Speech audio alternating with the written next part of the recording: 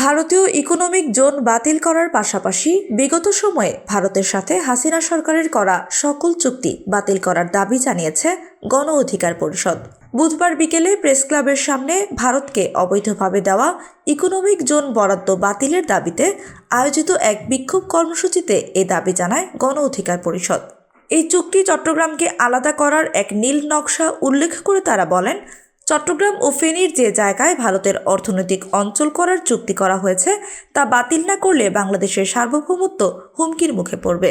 এ সময় তারা যতদিন ভারত সরকার শেখ হাসিনাকে নিয়ে বাংলাদেশকে অস্থিতিশীল করার চেষ্টা করবে ততদিন ভারতীয় হাইকমিশনের সাথে আলাপ প্রত্যাখ্যানেরও দাবি জানান।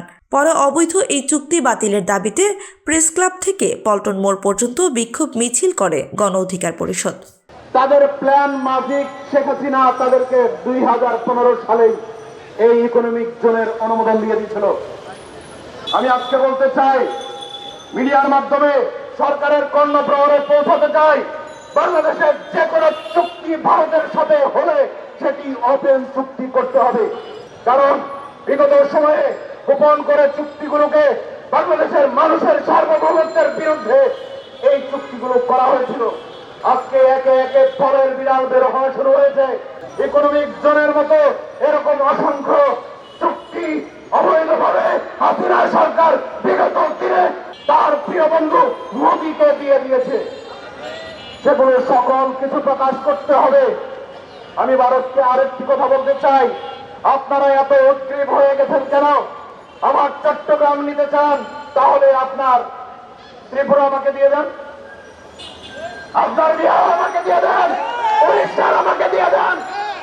আপনি আমার চট্টগ্রাম নিতে চান, আপনার ত্রিপুরা আমার প্রয়োজন।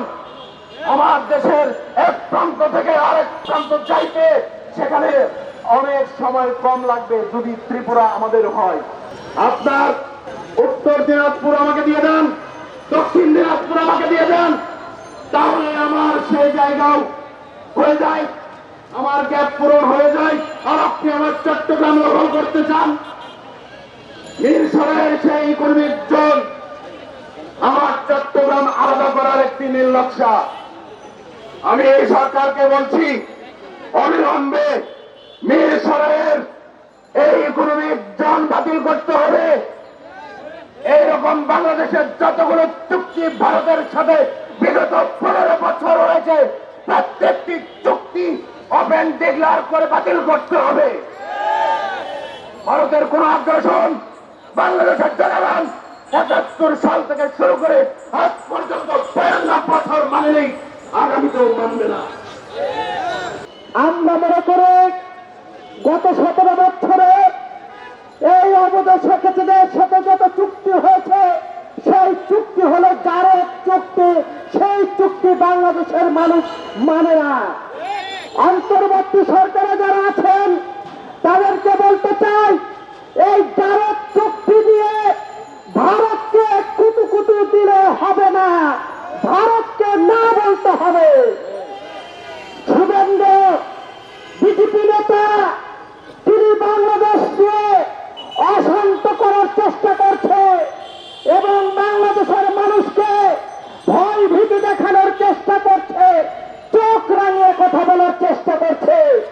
শুভেন্দুকে বলতে চাই, আসাম আমার, মেঘালয় আমার, মুর্শিদাবাদ আমার, শিলং আমার, আমার যে ঐতিহাসিক ভাবে যেই সম্পদ এবং যেই মাটি, সেই মাটি আমি দাবি করতে পারি। এখন আপনার ঘরে আগুন লেগেছে, আপনি অন্যের ঘরে আগুন লাগানোর চেষ্টা করছেন।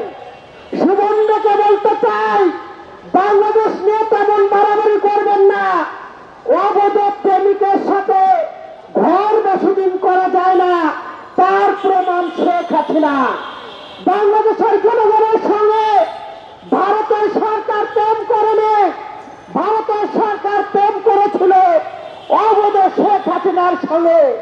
সেই শেখ হাসিনাকে বাংলাদেশের মানুষ যখন তাড়িয়ে দিয়েছে, এখন শুভেন্দু বলছেন যে বৈধ প্রধানমন্ত্রী নাকি শেখ হাসিনা, আর অবৈধ সরকার নাকি অন্তর্বর্তী সরকারে যারা আছেন। শুভেন্দু সাহেবকে বলতে চাই, আমরা চাই আপনি হাসিনাকে নিয়ে চট করে বাংলাদেশে এসে চট করে এই 0 পয়েন্টে ফাঁসির মঞ্চে ঝুলবেন, এটাই মানুষের প্রত্যাশা, বাংলার মানুষের প্রত্যাশা।